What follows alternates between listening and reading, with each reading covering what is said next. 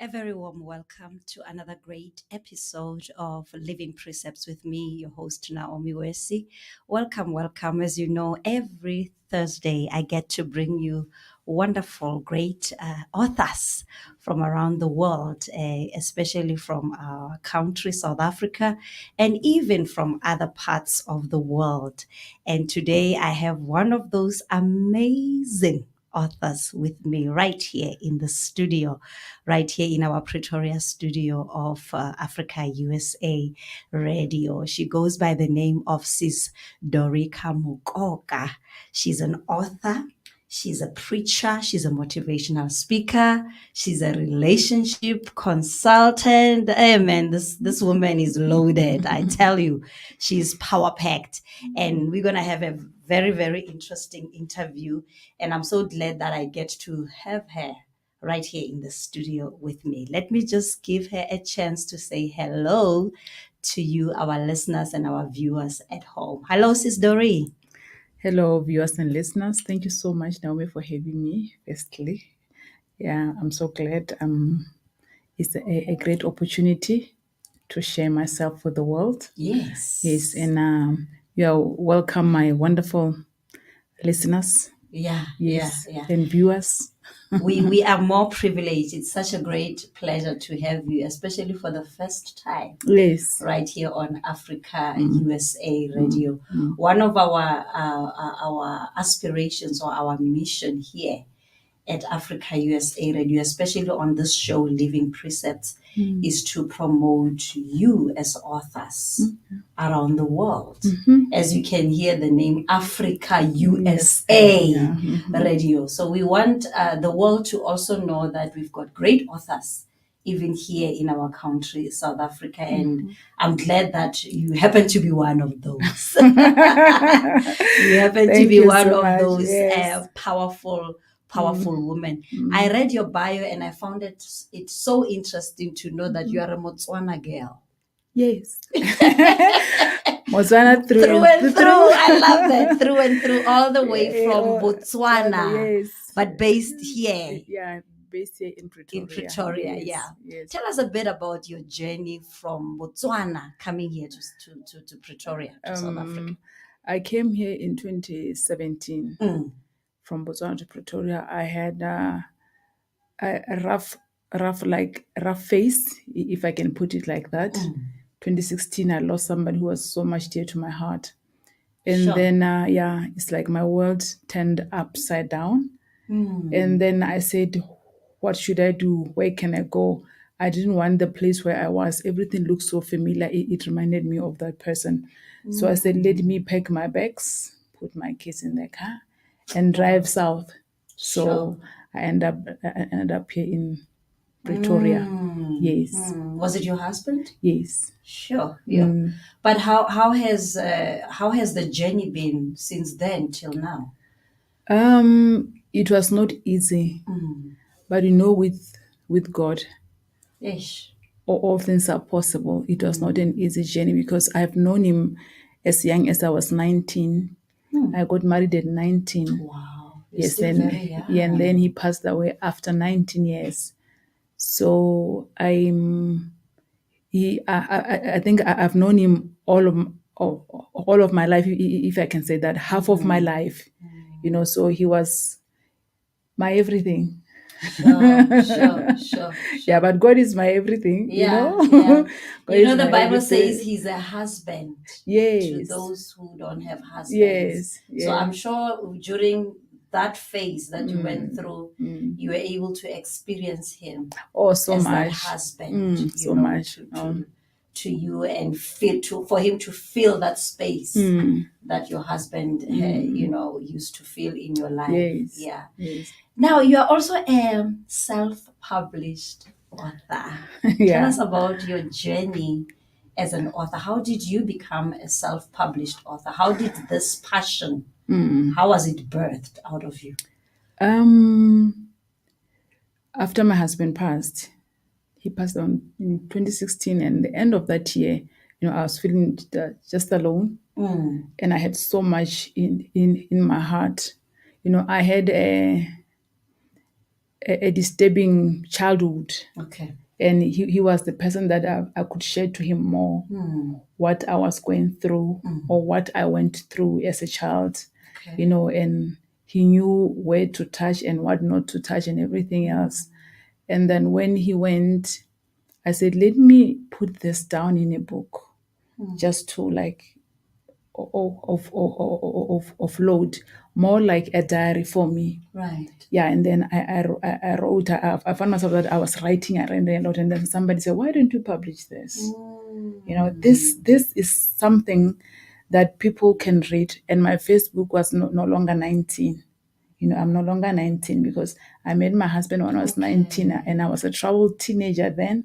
I was just running into his arms. I didn't know what I was doing. Yeah, so by the grace of God, we stayed in that marriage for 19 years and 4 months.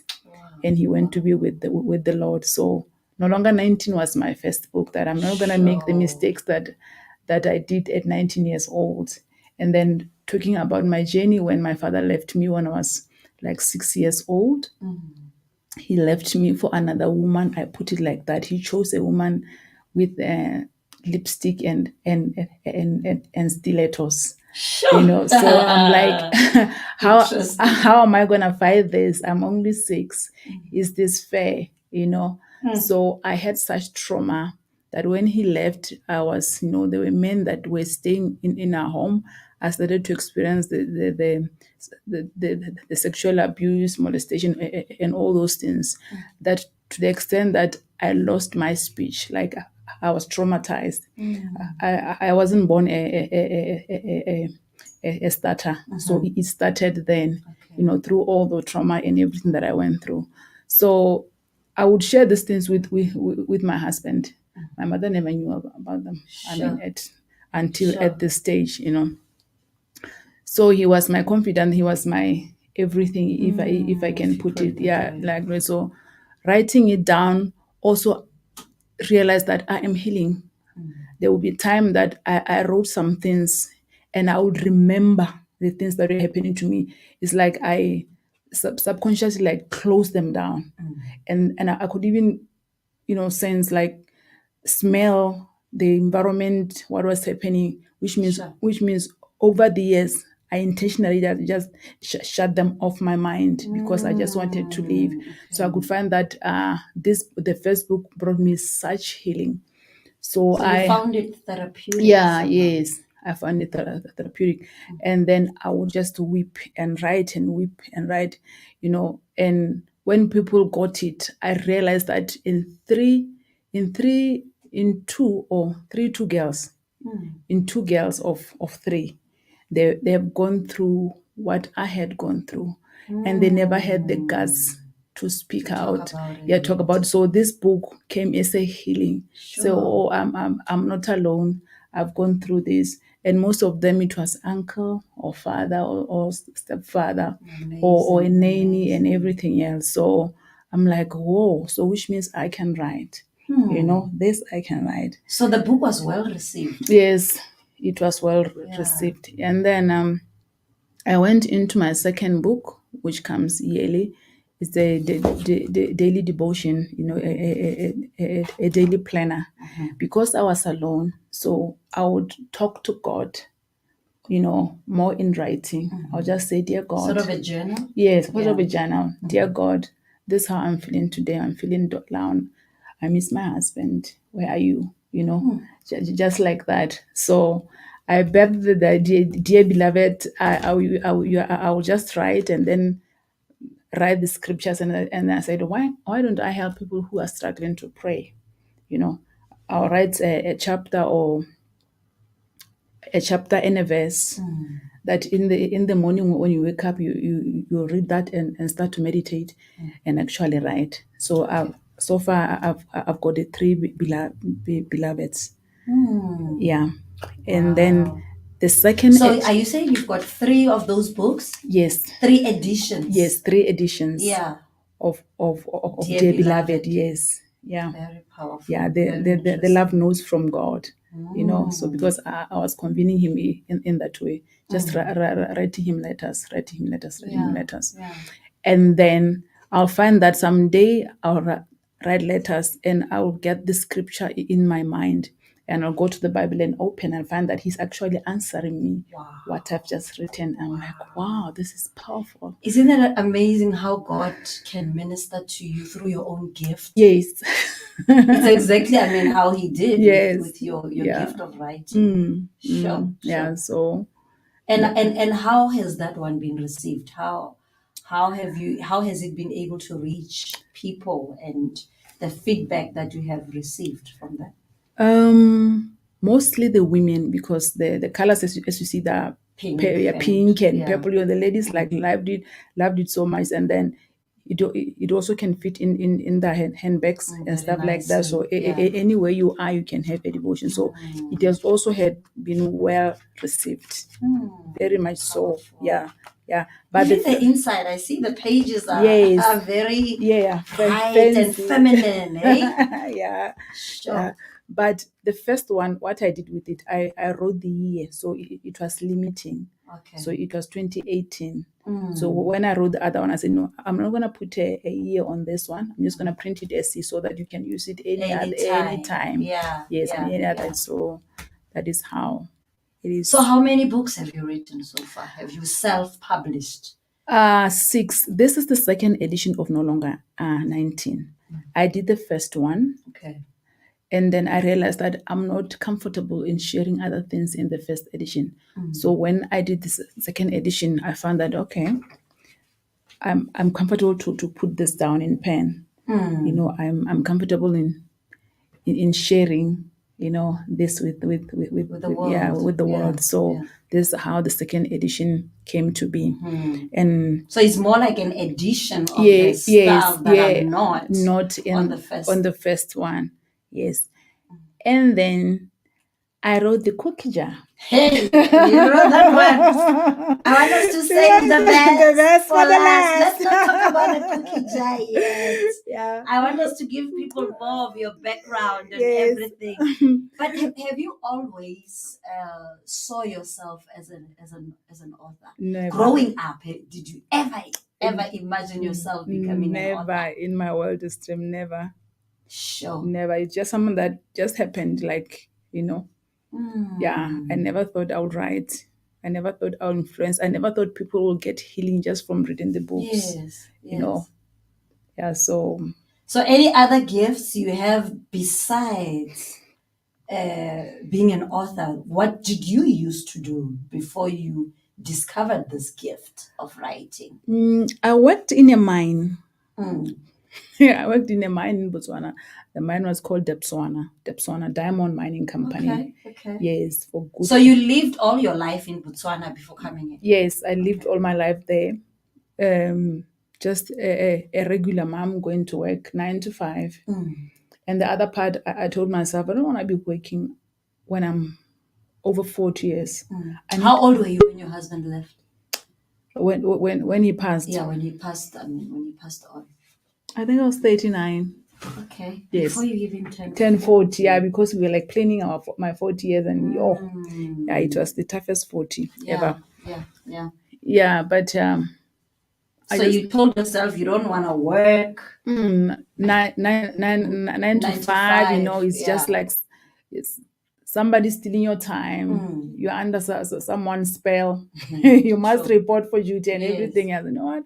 I want to work for myself, but I didn't know what. I didn't know what. So I believe God made it happen. Yeah, it was God directing your steps, actually. It was like a direction towards your ultimate destiny that you never imagined thought of. Yes. Wow. Yeah. But any challenges throughout, like from the transition of you working a regular job into working independently for yourself as a published author? Yeah, because when you're working, you're sure of the salary that is coming through. You know that job security. Yeah, job security, which you are not happy about. Right, just going to get paid. Yeah. But here, I think also it is like stretching my faith. because I solely depend on God and the power from above and the finished work of Calvary. So I said, God, you said that you are my provider. If you can feed the lilies, dress the lilies and feed the birds of the air, what more of me? Yeah. So I see God. It's not easy. I sometimes become like Thomas. I'm like, really, God, are you here? Is this really you? My rent need to be paid and stuff like. But he comes through for me. He does come through for me. But before I transited here, I was a pastor for 4 years. Oh, Yes, in Botswana. yes, I pastored a church with my husband before he went to be with the Lord. Yeah, so that was my transition from workplace of 95% of male, the man with safety shoes and the helmet. Sure. Can you imagine? No. So I'm sure women, it was a very less percentage Yes. of you ladies there. Yeah, like 5% of the How did it feel workforce. like? I think it was okay for me. They say the lesser where women are, the better, the better. So I find it easy working with men. Okay. Because men work, the focus and everything else. They don't have time for For issues, for hormones and yeah, like women always have time for issues. Yeah. Sure. So it was good. It was good. And I'm sure it was more of a preparation period for you. It taught you a lot of things in terms of discipline. Yes. Focus, as you say, men are very focused. Yes. They don't have time Yes. to be, and now those are the qualities that you are able to transfer to your new platform now as a self-published author, because you need discipline, I'm sure. Very much so. For you to do that. Very much, because sometimes a week will go by and I'm like, I haven't written anything. I'm actually writing a book right now. Okay. Called The Love Bout. Wow. Yes. Wow. And it's quite a challenging book, but I believe by the end of the year it will be done. So if 2 days or 3 days pass, I'm like, I haven't written, I must sit. So that's the discipline that comes with me waking up 9 o'clock, going to work, and 5 o'clock going back home. Okay. So somehow that world had trained me not just to sleep and wake up anyhow. Yes. So it's like I say, you've learned really the art of discipline. Yes. Now here's an interesting book that I want us to talk about. The cookie jar. The cookie jar. The cookie jar. The cookie jar. The jar must be I just love this. But before we get to the cookie jar, you are also, as I said when I introduced you, you are a relationship consultant. Yes. How did that passion come about? How did you start, deciding? How did you come to a decision of becoming a relationship consultant? As a pastor, I believe you are a relational person. You relate with everybody, so you better manage the relationship very well.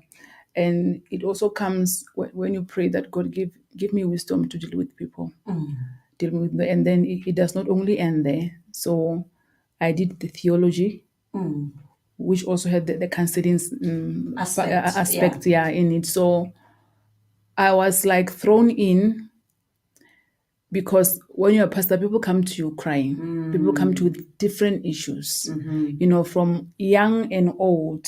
It doesn't matter how old you are as a pastor. People come because you have been ordained. Right. With all their problems. With all their problems. So, and think that you should be able to help and solve all those problems. Yeah. So, and most of the time, it was couples. Yeah, most of the time it was couples. I think that had injected the love for writing about sex, because in a church, people are shy. Yeah, we're coming there. Yeah, exactly. So I said, I need to help people. Let me talk, because I was a very shy person because of my speech. I couldn't speak like other people, like fluently and stuff like that. I think the other thing that also helped me to write is because I cannot express myself in speech. So let So me you write best express yourself through writing. through writing, because the enemy tried to take my voice. So it's okay, fine.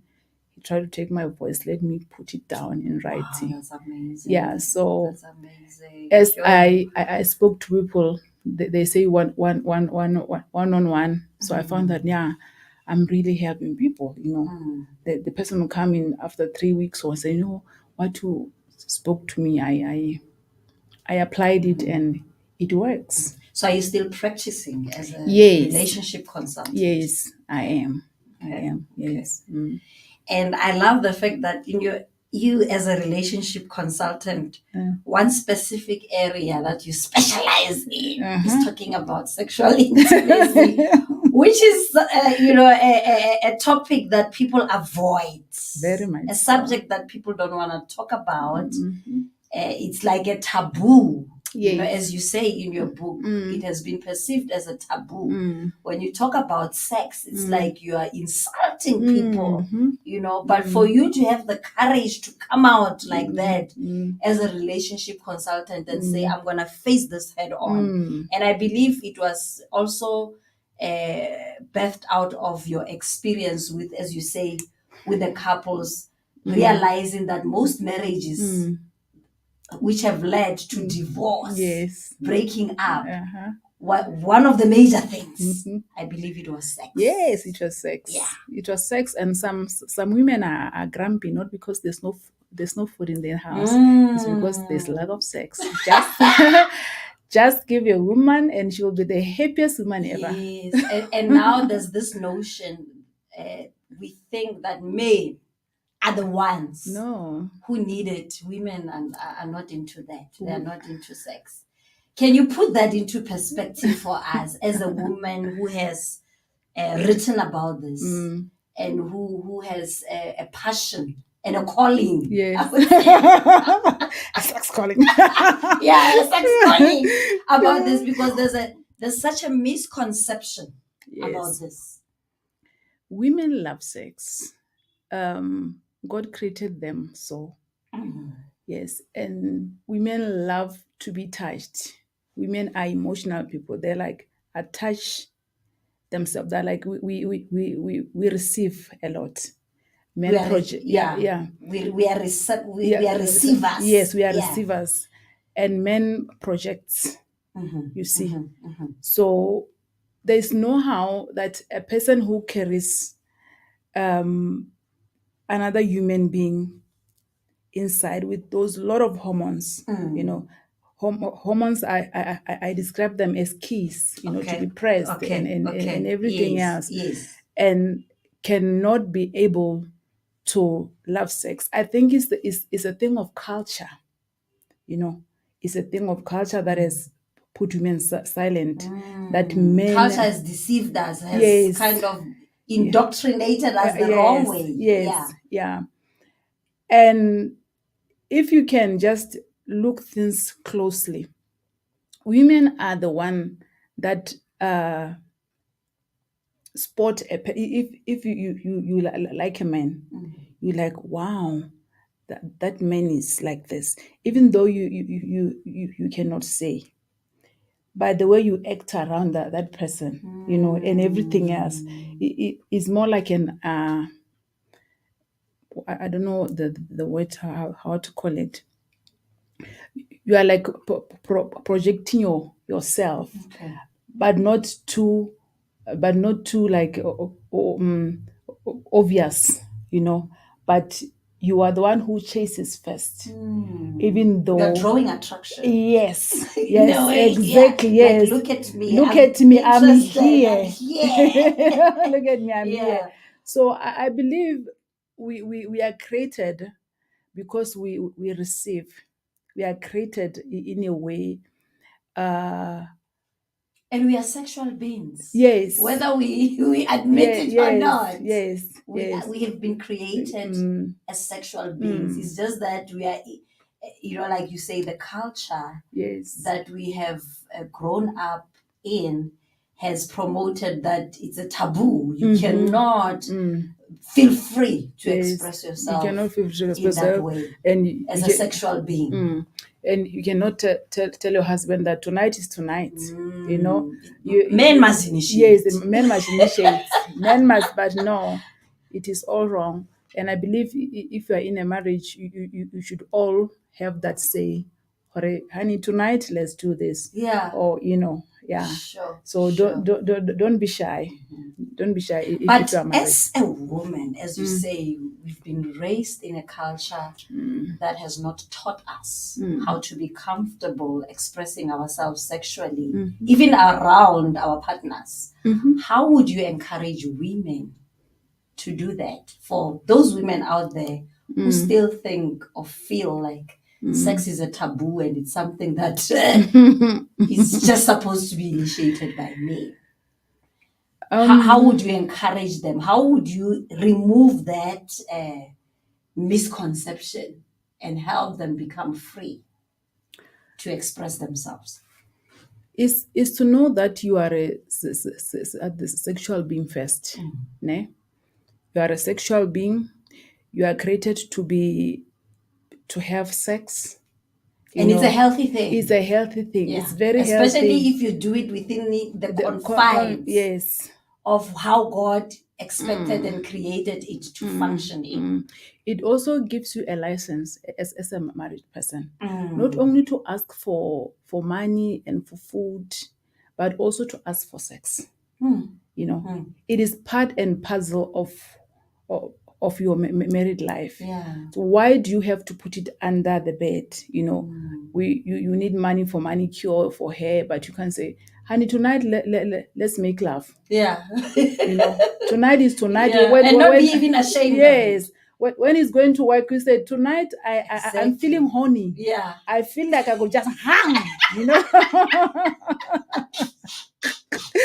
or do something. Have your language with your person. Because I always say we have different love languages. Yes. Every couple has its own love language. And as men, as women, we have our own love languages. Yes. And every partner needs to learn their spouse's love language. Yes, exactly. And you develop with it. You teach your husband your love language. You teach your wife your love language. Yes. I was speaking to one lady. She was telling me, for her, if she wants to have sex with the husband or make love to her husband, because there's difference between sex and love making. Yeah. So when she wants to make love to her husband, they say a certain underwear that she puts on. My goodness, that's an indication. A red flag. I'm ready now. And the husband will know tonight is tonight. Wow, very interesting. Yeah. That's a love language. Yes. And the husband understands. Understands it. Yes. Yeah. Sure, that's very interesting. Now I love the title of the book, The Cookie Jar. Why the cookie jar? What led you to specifically title the book The Cookie Jar? The Cookie Jar. And it's all, because you explained it very well, it's all about love, sex, and intimacy. Yes. But why the cookie jar? Why the cookie jar? When I don't say when you grow up, but I think it's a common word that when you are referring to women's private parts. Can I speak the word? Yes. I'm on a Christian radio. Maybe the pastors are Rabba Shatarabo. No. But as you said, it's part of marriage life. Yes. We are healing marriages. Yes, we are healing marriages. Yeah. So when you are trying to be discreet or diplomat, you say, the cookie. Your cookie is like this. Your cookie. Not saying not saying your vagina is like this. Your cookie. Your cake. Exactly. Your cake. So the cookie jar, even that woman who is closed, it should only be opened when you've got the ring on it. So that picture and the cookie jar. So don't let people eat in the cookie jar. By the time the right person, Yeah. the right person comes through, Right. yeah, Sure. there's actually nothing in the jar. So keep it closed until you put the ring. I think you can see Yes. yeah. Let me show it to them, for those of you who want to get a sort of an idea of what she's talking about. Very interesting picture right there. Yeah, very like a blunt, Yeah. picture. Yeah, so yeah, keep it sealed until the right person comes. Close your legs. Close your ears. Close those legs. Don't open them up to anyone, because the person who deserves to see that is that special It's that one. special person, yes. Sure. Person. Powerful and stuff. then we will reduce their heartaches and their heartbreaks and everything else that most men, like I said, men can have sex with you but not be in love with you. You can have sex and not be in love, but you cannot make love when you're not in love. Yes. So those are two different things. So men can just have sex with you, and they don't attach sex with emotions. Yes. Whereas we women, we do. Yeah. So instead of buying them the Kleenex tissue, crying, and the chocolates, just don't waste your time in that. So close and go for coffee and everything else until he said, I'm ready to commit. To commit. Yeah. And then you can open when you are committed. You're committed. And you're sure. You're sure. Yes. That's amazing. Now take us through the overview of the book. Okay. The chapters of the book. How is this book written? The cookie jar. What will people find in here? Okay. The cookie jar has got like 10 chapters. 10 chapters. Mainly I'm explaining sex in different kind. Like the first the first chapter is the general understanding of sex. What is really sex? And to open people's minds, to broaden their minds. What is sex? Why when you mention the word sex, people become shy, people become giggly, people and for me, when I was 6 years old and experiencing abuse and everything else, if somebody has told me, or if a person touches you like this, it is wrong. I couldn't have gone through what I went through over and over again. Because the perpetrator was saying, if you tell, you are going to be beaten. They will make you feel guilty. Yes, you are going to be beaten. And if parents will teach their children now as early as earlier ages like that, because parents focus more on, have you brushed your teeth? Have you brushed your shoes? Have you read your books? If we include sex, like step by step when they grow, we won't behave in this dysfunctional society about sex. Like it's like sex is something huge out there, and then the kids will also know this is wrong. This person is not supposed to do this. And we want to introduce sex when they're at high school, which is very late then. It's late. Where we tell them, abstain, be faithful, and condomize. Then TV has taught them a lot. TV has taught them a lot. So I'm just bringing the understanding of general sex. What is sex? Why can't we just break it down to kids? Not with too much information, but just how they can educate them. Educate them. And then I'm talking about sex in marriage. That is the second chapter. Sex in marriage. And then there's how to improve your bedroom life, because because most of sex is not most of the time what is in our bedroom kills the mood of sex. You find that you have got, there are colors that when you get inside the house you get depressed. So you need to find what colors turns you on. And then don't use linen for 5 weeks. Sure. Change your linen often. Yeah. Change your curtains Yeah. often. Yeah. Make it Attractive. attractive. Enticing. Don't sleep with pantyhose on your head. It's pantyhose. It goes to your legs, not on the head. Or with your pajama. Men Yeah, hate those. those those are kind of things. You say now I'm married. Now I've got this person. No, I relax. No, you must up your game. You Sure. must, because now you are licensed. And isn't it what most women do?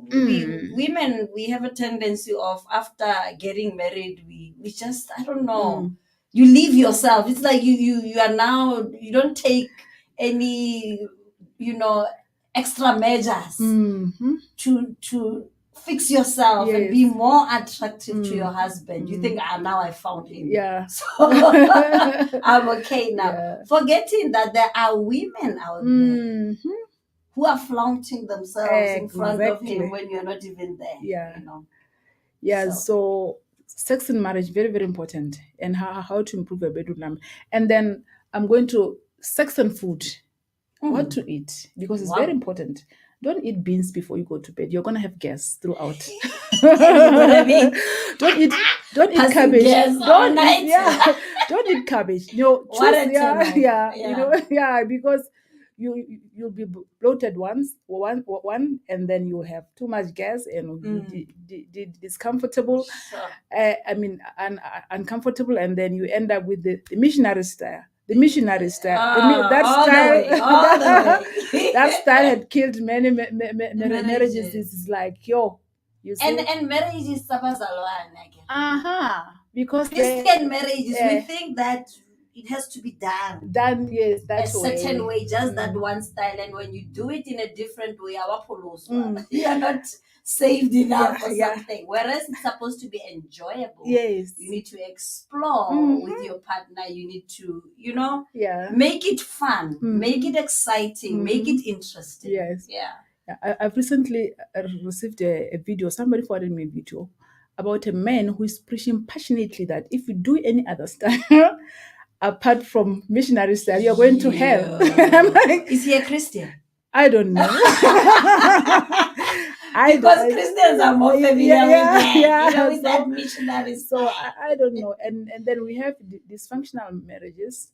People who are cheating their wives because they go outside and they want to explore what you cannot explore in your marriage. And then we've given the enemy such power. We think some of these things are demonic and what we've given the enemy. God created sex. Sex originated from God. And we give the enemy such power. No, this thing is demonic. You cannot do that. Who said that? It's just religion. If it was demonic, why did God create it? Exactly. And God is so artistic. Sure. I don't see God creating the missionary style only. God is so creative. He's so artistic. Yeah. You can't expect God to expect us. People with brains, who are creative. Why would he want us to be creative on other things, but when it comes to that aspect, exactly, not be creative? Like Mfazi, bed, switch off the lights. Now it's time. I don't even want to see you. That is what is happening. Sure. Shockingly left the women who don't know their husbands' bodies, culturally speaking, because the man comes, you must be ready. You don't even want to see it. The lights are off. Yes, you must be ready. You don't even know how it looks like. So I'm trying to address those things, guys. Sure. Sex is fun. It should be fun. Sure. It should be fun. It's not only about a man, because men will will have sex just satisfying himself. How many women hasn't reached orgasm? True, because God is taking us from glory into glory. Yeah. And I believe also with sex, because sex also is form of worship, because we are worshiping God with our bodies. Yeah. He said everything that we do must give glory to Him. Yeah, even your body. Even your body. So I don't think God will give you same orgasm for 5 years and 10 years. There should be a level of glory. You are going into glory. You are going from into glory to glory. Yeah. Glory. So sure. If you're gonna do the missionary throughout, I think it's gonna be boring. It's gonna be boring. Imagine being married for 21 years or 40 years and you're doing the same style every time. I mean, really. No, it would be bad. Yeah. Wow, this is powerful stuff, and our time is up actually. This is so powerful. And I encourage every married couple to get this. Even those who intend to get married. Yes. To empower yourselves, educate yourselves with the right concept of what sex is from a Christian point of view, from the right point of view, not from the worldly perspective. Because like you were saying, there's a lot of misconception. The world will teach you, the school will teach you, media will teach you, and you'll end up having the wrong concept of what sex is. So how can they get these books? This book is on Amazon. Yes, and then specifically the cookie jar, right? Yes, the cookie jar is there. Only the cookie jar is in Amazon right now. And then I'm still trying to find a way to put it in the bookshops. Okay. Yes, but I've got it with me. It's a lot. Yeah, so if you need it, just go to my Facebook page. Okay. Yeah, Mdori Do or Doricah Mokoka. DM, or my number. Yes, you can give your number and your email address as well. My email address, Doricah Mokoka 27@gmail.com. Okay. Yeah, all small. What's the word?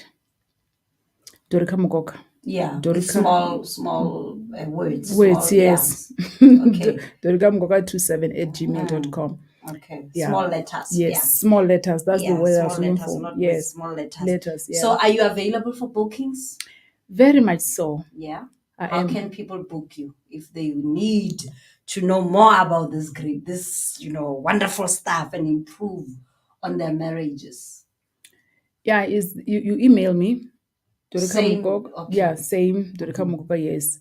I feel safe to say the what you call the email address and then the phone. But when you email me, then I'll give you the phone number then. Okay. Yes. And then because this is a topic that people find it funny, intriguing, and naughty at the same time. Yes. Because I've received comments that are not also nice with this book.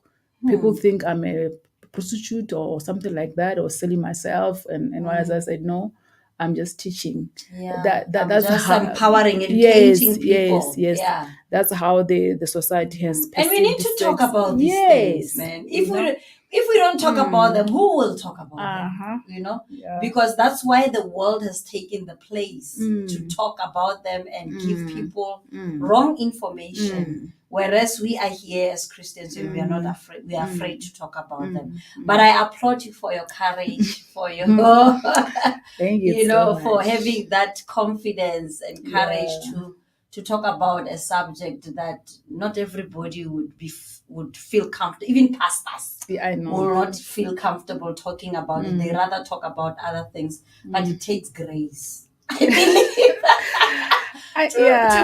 believe. To be called to actually address such a sensitive issue.